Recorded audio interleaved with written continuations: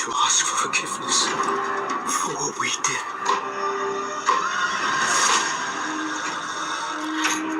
It won't stop until it's taken all of us. Keep it away! Keep it away from me! Hello everybody, welcome back to Screenstars. I'm here today to bring you my review for the 2024 psychological horror The Damned. The film is co-written and directed by Theodore Palsen, and it stars Odessa Young, Joe Cole, Lewis Gribben, Francis McGee and Rory McCann. Now the film is set in the 19th century and it focuses on an isolated fishing village that essentially the character that runs this fishing village is Eva, played by Odessa Young. She's a widow as her husband used to be in charge and unfortunately died at sea fairly recently, so she is now in charge. And they've come across hard times in this fishing village, and this one particular morning they see a ship out at sea off the coast essentially getting into trouble and sink, and rather than go and help, she orders everybody to basically stay on the shore because she can't afford to put them at risk.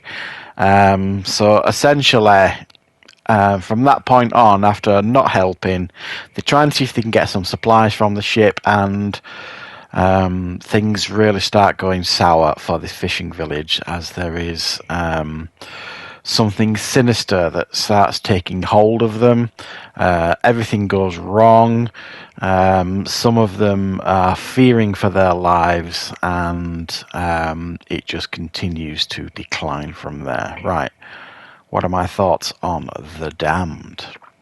Well, this is a beautifully made film from one aspect. It's got a really claustrophobic sense of dread surrounding it. At no point ever really in this film do you feel comfortable. There's even a scene where they're celebrating because they have a good fishing outing, and that doesn't last very long. You don't even, the film doesn't even allow you to enjoy a moment where they have something to celebrate. It is very, very it's a very dark film, and it's a very difficult film to watch for a lot of different reasons. Now, this is not what you would describe as a traditional horror. In actual fact, from my perspective, it's, if you didn't know any better, you would think it almost feels and looks like a Robert Eggers film. It's got that sense to it. You know, if you've watched his films before, like his historical dramas like The Witch and The Viking, and you know all the other stuff that he's done, including the most recent one, Nosferatu, which I've reviewed recently, there is a real sense of authenticity and dread about his films, and that is very evident here. So the director knows how to put and make his films feel like they're dripping with atmosphere. It's got all that going for it, this film.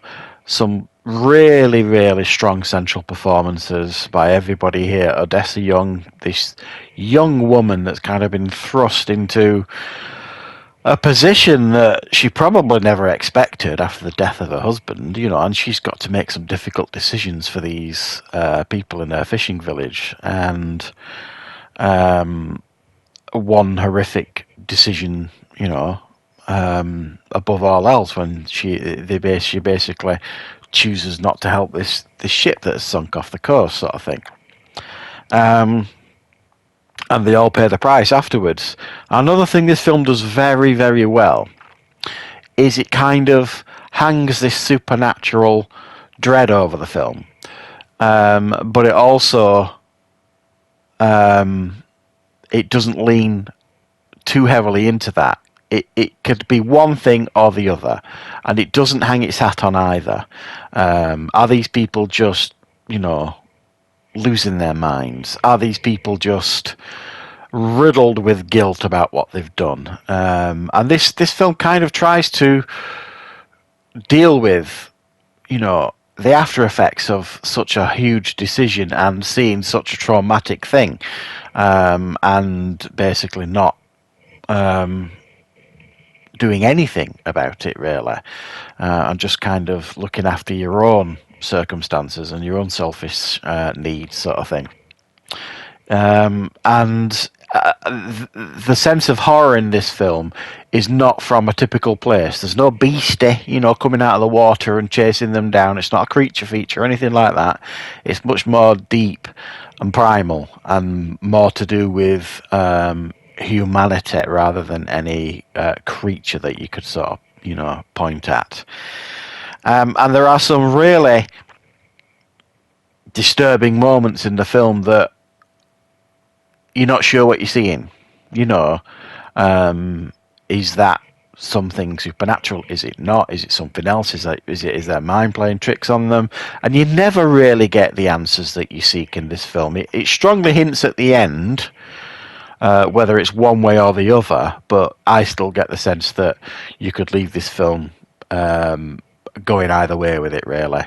Is it superstition? They talk in the film about, or they need to put nails in people's feet to help them pass over easier, and they need to do this to the bodies and that to the bodies, and all these other things, all these superstitious things they feel like they need to do in order to satisfy their own fears.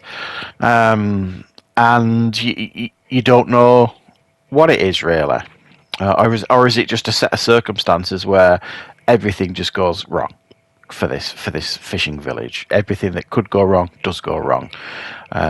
Is it something supernatural that is affecting it, making things go wrong, or is it something else? And that kind of keeps the film going, keeps the interest up, sort of thing.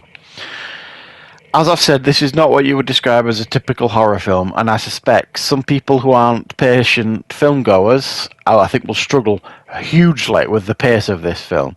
If you don't like horror films that lean heavily into drama, and like the human condition and all that kind of stuff, you're not going to be interested in this. If you don't like horrors that could easily be described as thrillers, you won't really like this one. If you don't like horrors that doesn't give you any easy answers by the end, you won't like this one.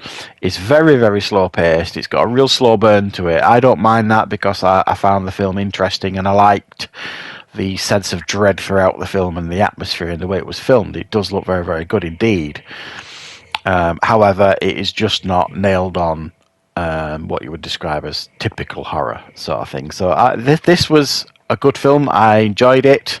I don't enjoy is actually the wrong word.